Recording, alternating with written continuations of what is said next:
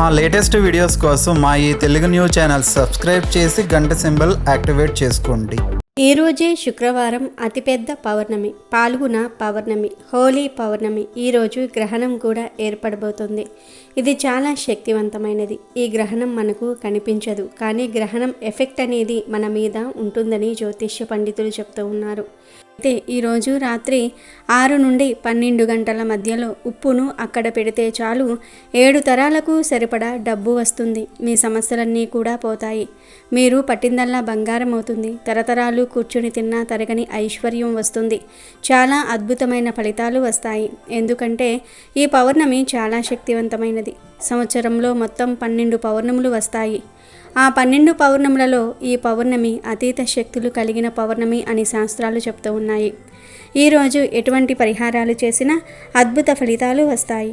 కనుక అందరూ ఈ పౌర్ణమి రోజు రాత్రి ఉప్పుతో ఈ చిన్న పని చేయండి. కావాల్సినంత ఐశ్వర్యం వస్తుంది. మీ జీవితం చాలా అద్భుతంగా మారుతుంది. లక్ష్మీదేవి అనుగ్రహం కలిగి మీరు ఎంత ధనం కావాలని కోరుకుంటే అంత ధనం వచ్చి పడుతుంది. మంచి శుభ ఫలితాలు వస్తాయి. చాలామంది సంపాదించిన ధనం చేతిలో నిలవట్లేదని, ఖర్చు అయిపోతుందని ఎంతో బాధపడిపోతూ ఉంటారు. అంటే అర్జెంటుగా ఏదో ఒక అవసరం వచ్చి ధనమంతా ఖర్చు అయిపోయింది. ఇంట్లో ఎవరో ఒకరి ఆరోగ్యం పాడవటం వలన లేదా వేరే ఏదో ఒక కారణం వలన సంపాదించిన ధనమంతా కూడా ఖర్చు అయిపోతుంది. కొన్నిసార్లు అప్పులు చేయవలసిన పరిస్థితులు కూడా వస్తాయి. ఇలా మీరు దాచుకున్న ధనమంతా ఖర్చు అయిపోతుందని బాధపడేవారు, అలాగే అనారోగ్య సమస్యలు ఉన్నాయని బాధపడేవారు, అప్పుల బాధలు ఉన్నాయని బాధపడేవారు, ఇలా ఎవరైనా సరే ఈ పరిహారం చేసుకోవచ్చు. ఎవరు చేసినా అద్భుతమైన ఫలితాలు వస్తాయి. ఈ రోజుల్లో అందరినీ బాధిస్తున్న సమస్య ఏదైనా ఉందంటే అది అప్పుల సమస్యే. అప్పుల వలన చాలామంది ఎన్నో అవమానాలను ఎదుర్కొంటూ ఉంటారు. చేసిన అప్పు తీర్చలేక అనేక మంది ఎంతో భయపడిపోతూ బ్రతుకుతూ ఉంటారు. ఇలా అప్పుల బాధలు ఉన్నవారు చక్కగా ఈ పౌర్ణమి రోజు ఉప్పు పరిహారం చేసి చూడండి. ఖచ్చితంగా వారం తిరిగేలోపు మీ అప్పులన్నీ కూడా తీరిపోతాయి. అంతేకాదు ఈ పరిహారం చేసుకోవటం వలన మీ ఇంటికి ఎవరైనా దిష్టి పెడితే ఆ దిష్టి పోతుంది. చెడు ప్రయోగాలు పోతాయి.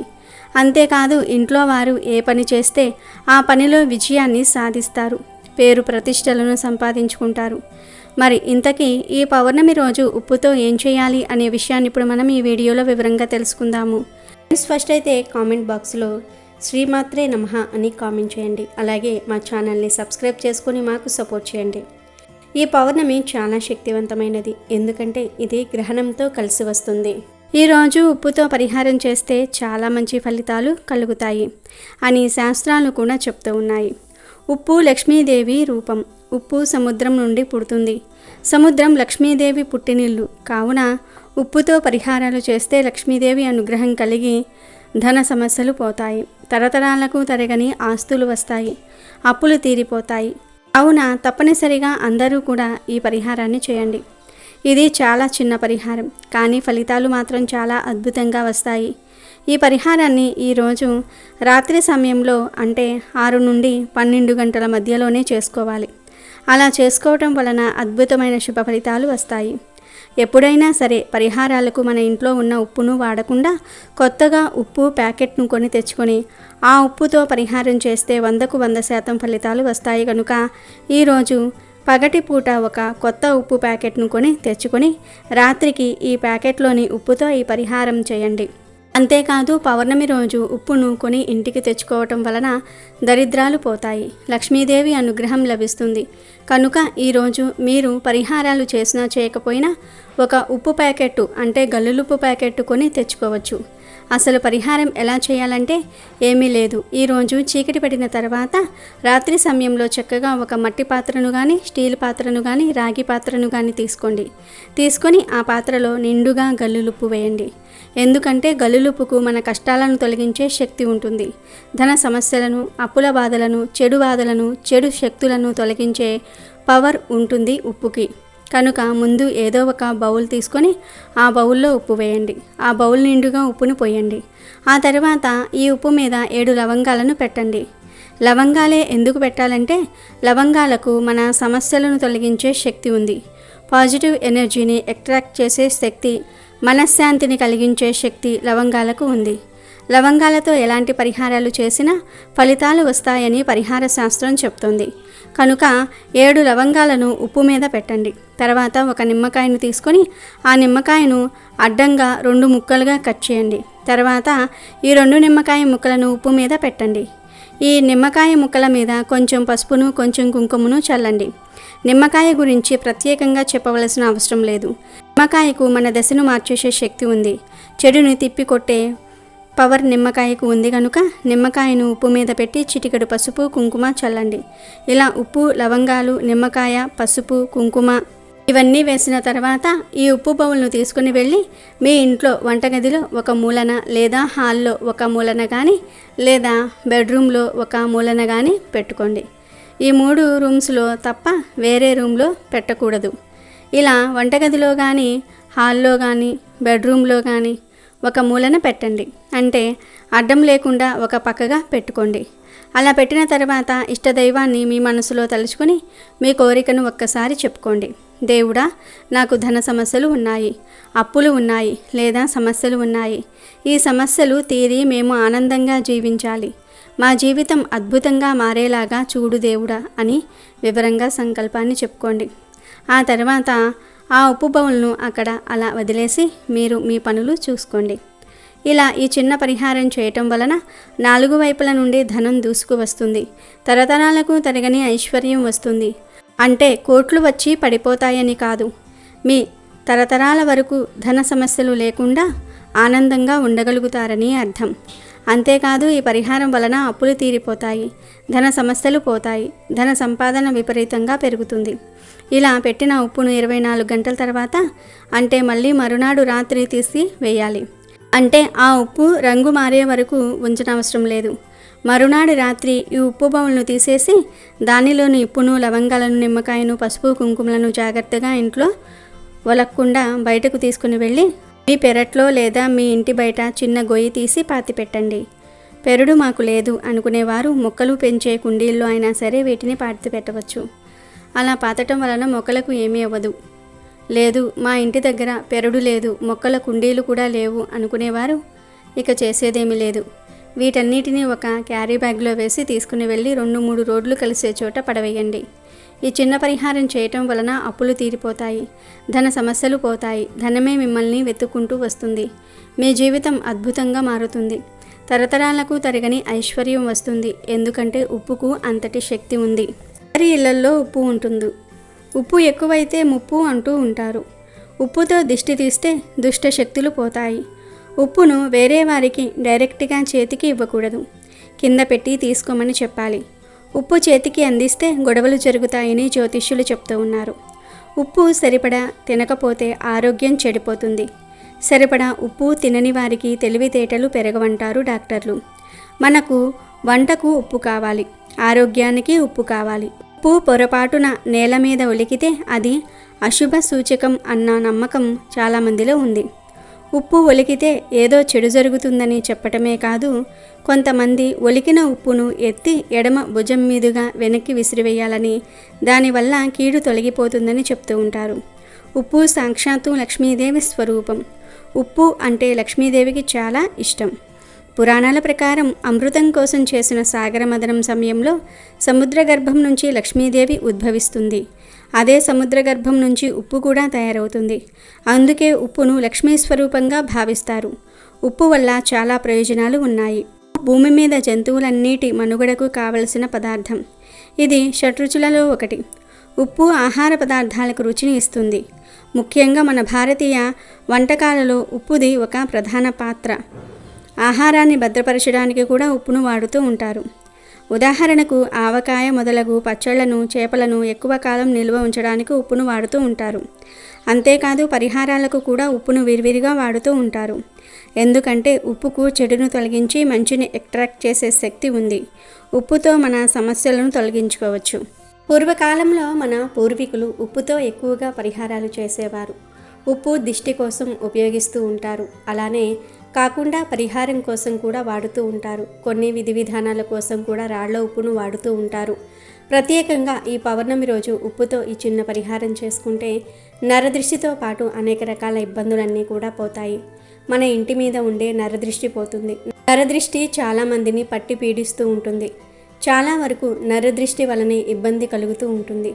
సమస్యలు వస్తూ ఉంటాయి. ఇంట్లో మనశ్శాంతి ఉండదు. సుఖ సంతోషాలు కరువైపోతూ ఉంటాయి. ఇంట్లో సుఖం అనేది అస్సలు ఉండనే ఉండదు. నరదృష్టి వలన మనం బాధపడిపోతూ ఉంటాం, ఇబ్బంది పడిపోతూ ఉంటాం. ఏం చేయాలో అర్థం కాదు కదా. ఇలా మీకు కూడా సమస్యలు ఉంటే ఒకసారి మీరు ఈ ఉప్పు పరిహారం చేసుకోండి. మీ ఇంట్లో ఉండే గొడవలు తగ్గుతాయి.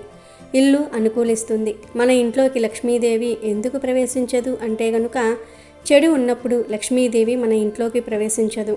ఒకవేళ ఆ తల్లి రావాలంటే ఇలాంటి చిన్న చిన్న పరిహారాలు ఖచ్చితంగా మనం ఆచరించాలి. ఆచరించినప్పుడే లక్ష్మీదేవి అనుగ్రహం కలిగి ఆ తల్లి మన ఇంట్లో తిష్ట వేసుకొని కూర్చుంటుంది. ఐశ్వర్యంతో పాటు చక్కటి అభివృద్ధిని కూడా ఇస్తుంది. కాబట్టి మీరు ఈ రోజున ఖచ్చితంగా ఉప్పు పరిహారం అనేది చేయండి. ఉప్పు తొందరగా ఫలితాన్ని తెచ్చిపెడుతుంది. వితిన్ సెకండ్స్లోనే ఫలితం అనేది మనం చూడగలుగుతాము. ఇంటి పరంగా మనకు ఎన్నో ఇబ్బందులు ఉంటాయి. మనమంటే గిట్టని వారు మనపై చెడు ప్రయోగాలు చేస్తారు. మన ఇంటిపై కూడా చెడు ప్రయోగాలు చేస్తారు. చాలా వరకు మన జీవితాన్ని కిందికి మీదికి చేస్తారు. ఆ ప్రయోగాల వలన చాలా తిప్పలు పడుతూ ఉంటాం, ఇబ్బందులు పడుతూ ఉంటాం, ఇబ్బందులు ఎదుర్కొంటూ ఉంటాము. అలాంటప్పుడు ఏ పరిహారం చేసినా కానీ పెద్దగా ఫలితం ఉండక మనం బాధపడిపోతూ ఉంటాం.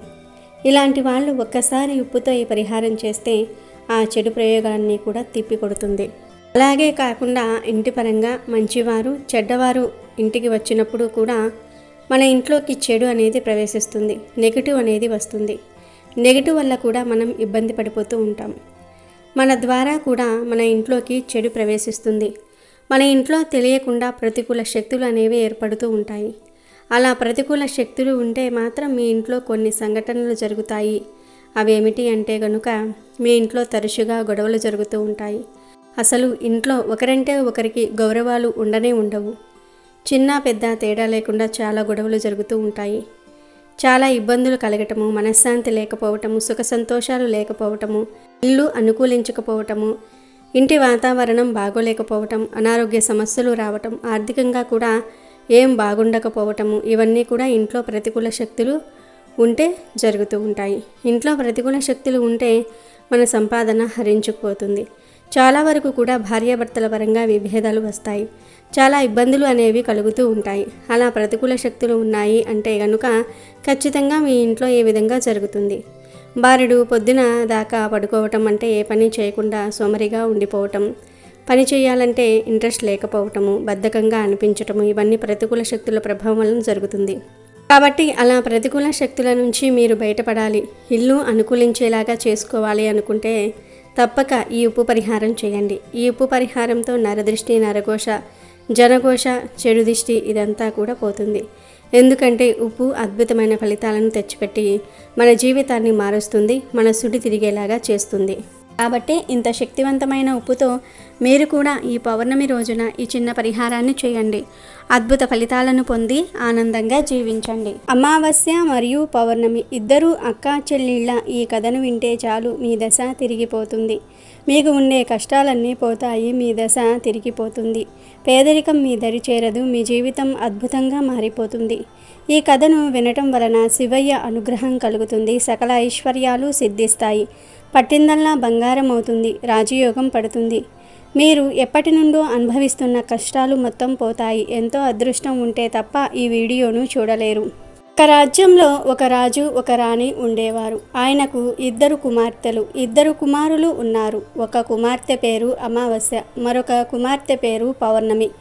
పౌర్ణమి చాలా భక్తి కలిగి ఉండేది. ఎప్పుడూ కూడా గోవులకు సేవలను చేస్తూ ఉండేది. తానే అన్ని పనులను చేసేది. అమావాస్య మాత్రం ఎప్పుడూ కూడా ఏ పూజలు చేయడానికి ఆసక్తి చూపించేది కాదు. ఆమె ఎప్పుడూ కూడా దైవ ప్రార్థన చేయలేదు. అమావాస్య ఏ పని కూడా చేసేది కాదు. కానీ అక్కా చెల్లెళ్ళు ఇద్దరికీ మాత్రము ఒకరంటే ఒకరు చాలా ఇష్టంగా ఉండేవారు. కానీ పూర్ణిమ అంటే రాజుకు రాణికి అంత ఇష్టం ఉండేది కాదు. వారిద్దరూ కూడా అమావాస్యని ఎక్కువగా ప్రేమగా చూసేవారు. తన కొడుకులిద్దరినీ కూడా ప్రేమగా చూసుకునేవారు. తన కొడుకుల విషయంలోనే ఎక్కువ శ్రద్ధను తీసుకుంటూ ఉండేవారు. కాలం గడిచే కొద్దీ రాజుగారి పిల్లలు పెరిగి పెద్దయ్యారు. రాజదంపతులు రాజకుమారులు ఇద్దరికీ కూడా వివాహాన్ని చేశాడు. కుమార్తెలకు కూడా వివాహం చేయాలని నిర్ణయించుకున్నాడు. అప్పుడు రాణి రాజుతో ఇలా చెప్తుంది, చూడండి, పూర్ణిమ ఎప్పుడూ కూడా ఎక్కువగా పనిచేయడానికి ఇష్టపడుతుంది, గోసేవ చేయడానికి ఇష్టపడుతుంది, భజనలు కీర్తనలు అంటూ ఉంటుంది. అందువలన ఆమెకు ఎవరైనా పేదింటి అబ్బాయిని చూసి పెళ్లి చేయమని చెప్తుంది. ఎందుకంటే ధనవంతుల కుటుంబంలోనికి వెళ్ళినట్లయితే ఇవన్నీ చేయడానికి కుదరదు. కాబట్టి మనం పౌర్ణమిని పేద ఇంటికి పంపిద్దాం అంటుంది. దానికి రాజు కూడా సరే అని చెప్పి సంబంధాలు వెతకటం మొదలుపెట్టాడు. చివరికి రాజు పూర్ణిమకు ఒక పేదింటి అబ్బాయితో వివాహాన్ని ఖాయం చేశాడు. ఇక ఇప్పుడు రాణి ఇలా అంటుంది, మహారాజా, అమావాస్యకు కూడా మనము వివాహాన్ని చేద్దాము. అక్కా చెల్లెళ్ళు ఇద్దరికీ కలిపి పెళ్లి చేయండి అని చెప్పింది. అప్పుడు రాజుగారు అదే గ్రామానికి చెందిన వేరొక రాజకుమారుడితో అమావాస్యకు వివాహాన్ని కుదిరించాడు. రాజు రాణికి అమావాస్యకు రాజకుమారుడితో వివాహం కుదిరిందని చెప్పగానే చాలా సంతోషించి అప్పుడు ఆమె మనసులో ఎలా అనుకుంటుంది, పేద ఇంట్లో పూర్ణిమ ఎలా ఉంటుందో ఇప్పుడు చూస్తాను. ఆమె ఎప్పుడూ పూజలు పూజలు అంటూ ఉంటుంది. ఆమెకు దేవుడు ఎలా సహాయం చేస్తాడో చూద్దాము అని అనుకుంటుంది. సమయం రాగానే రాజుగారు తన ఇద్దరు కుమార్తెలకు కూడా వివాహాన్ని చేశాడు. అమావాస్యకు చాలా సంపదను కూడా ఇచ్చాడు. కానీ పూర్ణిమకు మాత్రము ఏమీ ఇవ్వలేదు. వారి సోదరులు అమావాస్యను మరియు పూర్ణిమను చాలా ప్రేమగా చూసుకుంటూ ఉండేవారు. కానీ అమావాస్య మాత్రము వదినగార్లపై ఎప్పుడూ కూడా పెత్తనాన్ని చలాయిస్తూ ఉండేది. పౌర్ణమి మాత్రం ప్రతి పనిలోనూ కూడా వాళ్లకు సహాయాన్ని చేస్తూ ఉండేది. పెళ్ళయ్యాక అమావాస్య పూర్ణిమ ఇద్దరూ కూడా తమ అత్తగారింటికి వెళ్ళిపోయారు.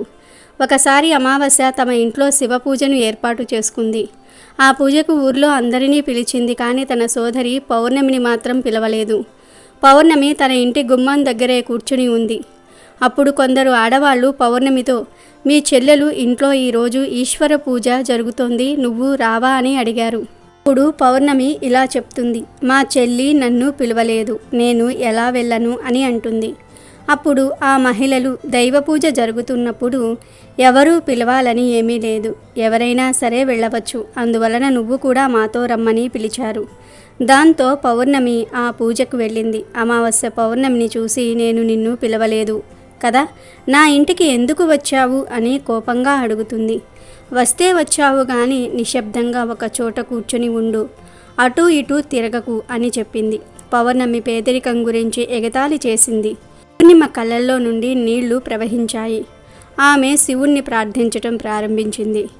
ఓ మహాదేవ, నువ్వు నా పట్ల ఎప్పుడు దయ చూపిస్తావు? నేను చేసిన తప్పేమిటి? పూజలు చేయటం నా తప్ప, పని చేయటం నా తప్ప, దేవుడు ఎప్పుడు నన్ను కరుణిస్తాడు అనుకుంటూ ఆమె దేవుణ్ణి వేడుకుంటూనే ఉంది. ఆ శివ పూజ మొత్తం కూడా పూర్తయిపోయింది. అమావాస్య అందరికీ కూడా ప్రసాదాన్ని ఇచ్చింది.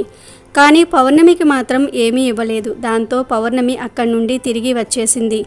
ఆమె దారిలో ఇలా అనుకుంటుంది, నేను ఇప్పుడు ప్రసాదాన్ని తీసుకొని వెళ్లకుండా ఇంటికి వెళ్ళినట్లయితే నా పిల్లలు ప్రసాదాన్ని అడుగుతారు, అప్పుడు నేను వారికి ఏ సమాధానం చెప్పాలి అని బాధపడింది.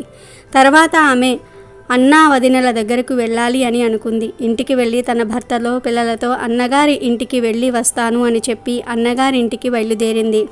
పౌర్ణమి అలా నడుచుకుంటూ వెళ్తూ ఉండగా దారిలో ఒక తులసి చెట్టు కనిపించింది. అక్కడ ఒక వృద్ధురాలు కూర్చుని ఉంది. ఆ ముసలి ఆవిడ పౌర్ణమిని ఆపి, అమ్మ, నువ్వు ఎవరు, ఎక్కడికి వెళ్తున్నావు అని అడిగింది. ఆమె అడిగిన ప్రశ్నలకు పూర్ణిమ తన గురించి ఇలా వివరణ ఇచ్చింది. తనను తను పరిచయం చేసుకుంది.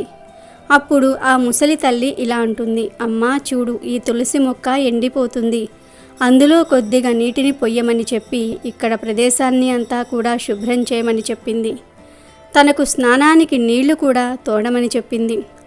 పౌర్ణమి దయతో సరే అని చెప్పి ఆ ప్రదేశాన్నంతా కూడా శుభ్రం చేసింది. ముసలి అవ్వ స్నానం చేయడానికి నీటిని కూడా ఏర్పాటు చేసింది. ఆమె పాదాలను నొక్కింది. అన్ని పనులు అయిపోయిన తర్వాత, వేరే ఏమైనా పని ఉందా అమ్మా అని అడిగింది. ఏమీ లేదని చెప్పి ఆమె పౌర్ణమికి తన ఆశీర్వాదాలను ఇచ్చింది. పౌర్ణమి ఇంకొద్దిగా ముందుకు వెళ్ళింది. ఇంకొంచెం ముందుకు వెళ్ళేసరికి తనకు ఒక గుడి కనిపించింది. ఆ గుడి దగ్గర ఒక సాధువు కూర్చుని ఉన్నాడు. ఆ సాధువు మరెవరో కాదు, దేవుళ్ళకే దేవుడు మహాదేవుడే. అక్కడ కూర్చుని ఉన్నాడు. ఆయన పౌర్ణమిని ఆపి ఇలా అడుగుతాడు, తల్లి నువ్వు ఎవరు, ఎక్కడికి వెళ్తున్నావు అని అడిగాడు. పౌర్ణమి తన గురించి వివరణ ఇచ్చి నేను మా అన్నా వదినల దగ్గరకు వెళ్తున్నాను అని చెప్పింది. అప్పుడు ఆ ముసలి బాబా వేషంలో ఉన్న పరమేశ్వరుడు, తల్లి ఈ గుడిని కొద్దిగా శుభ్రం చేస్తావా అని అడిగాడు. దానికి పౌర్ణమి సరే చేస్తాను అని చెప్పి ఆ గుడిని శుభ్రం చేసింది. ఇంకా ఆ సాధువుకు కూడా సేవలు చేసింది. అప్పుడు పరమేశ్వరుడు రూపంలో ఉన్న ఆ సాధువు పౌర్ణమికి ఆశీర్వాదాలు ఇచ్చారు. ఆమె ఇంకొద్దిగా ముందుకు వెళ్ళింది. ఇంకొంచెం ముందుకు వెళ్ళేసరికి అక్కడ కాళీమాత ఆలయం కనిపించింది. తను ఆ కాళీమాత గుడి దగ్గరకు వెళ్ళేసరికి అక్కడ ఒక ముసలి అవ్వ కనిపించింది.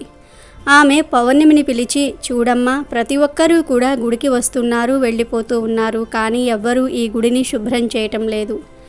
చూడు ఎంత మురికిగా ఉందో, కాస్త ఈ గుడిని శుభ్రం చేస్తావా అని అడిగింది. దానికి పౌర్ణమి సరే అమ్మా, అలాగే చేస్తాను అని చెప్పి తన గుడిని మొత్తం కూడా శుభ్రం చేసింది. శుభ్రం చేసి కాళీమాతకు పూజలు చేసుకుంది. పూజలు చేసుకుని ఆమె మళ్ళీ బయలుదేరింది. ఇంకొద్దిగా ముందుకు వెళ్ళేసరికి ఒక నది వచ్చింది. ఆ నది దగ్గర ఒక ముసలి అవ్వ కూర్చుని ఉంది. ఆ ముసలి అవ్వ రూపంలో ఉన్నది మరెవరో కాదు, ఆమె గంగామాత.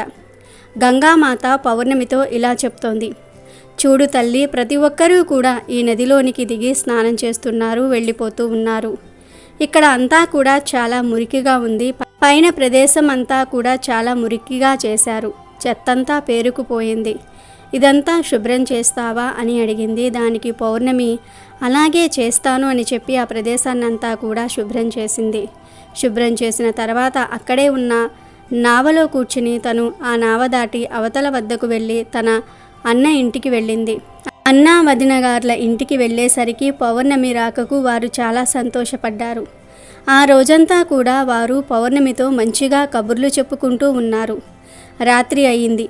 పౌర్ణమి వాళ్ళ ఇంట్లోనే నిద్రపోయింది. ఉదయం లేచి పౌర్ణమి నేను వెళ్ళి వస్తాను అని చెప్పేసరికి వదినగార్లు తనకు ఎరుపు రంగు చీరను ఇచ్చారు. ఆ చీరను కట్టుకుని వెళ్ళమని చెప్పారు. సరే అని చెప్పి పౌర్ణమి ఆ చీరను కట్టుకుంది. అక్కడ నుండి బయలుదేరుతూ ఉంటే వదినగార్లిద్దరూ కూడా ఒక సంచిని తనకు ఇచ్చారు. ఆ సంచిని తీసుకుని వెళ్ళమని చెప్పారు. ఆమె సంచిని తీసుకుని బయలుదేరింది. మళ్ళీ అదే నావ ఎక్కి మళ్ళీ యువతల గట్టుకు వచ్చింది. వచ్చి అక్కడ గంగామాత కూర్చుని ఉంది కదా, గంగామాత కూడా పౌర్ణమికి ఒక సంచిని ఇచ్చింది. తను ఆ రెండవ సంచిని కూడా తీసుకుంది. పౌర్ణమి ఇంకొద్దిగా ముందుకు వచ్చేసరికి కాళీమాత ఆలయం కనిపించింది. అక్కడ ఉన్న ముసలి అవ్వ కూడా పౌర్ణమికి ఇంకొక సంచిని ఇచ్చింది.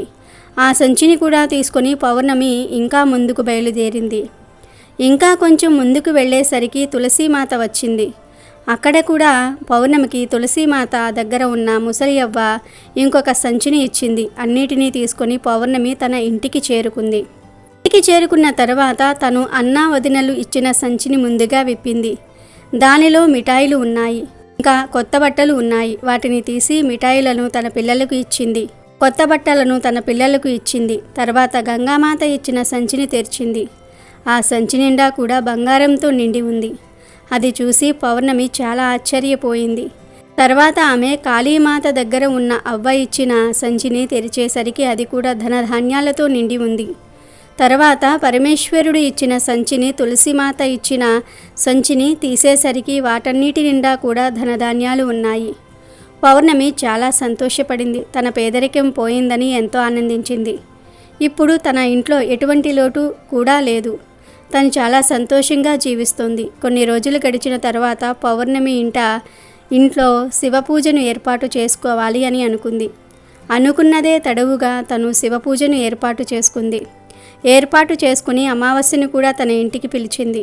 అప్పుడు ఊళ్ళోని ఆడవాళ్ళందరూ కూడా శివపూజలో పాల్గొనడానికి వచ్చారు. అమావాస్య కూడా వచ్చింది. అమావాస్య పౌర్ణమిని చూసి నీకు ఇంత ధనం ఎలా వచ్చింది అని అడిగింది.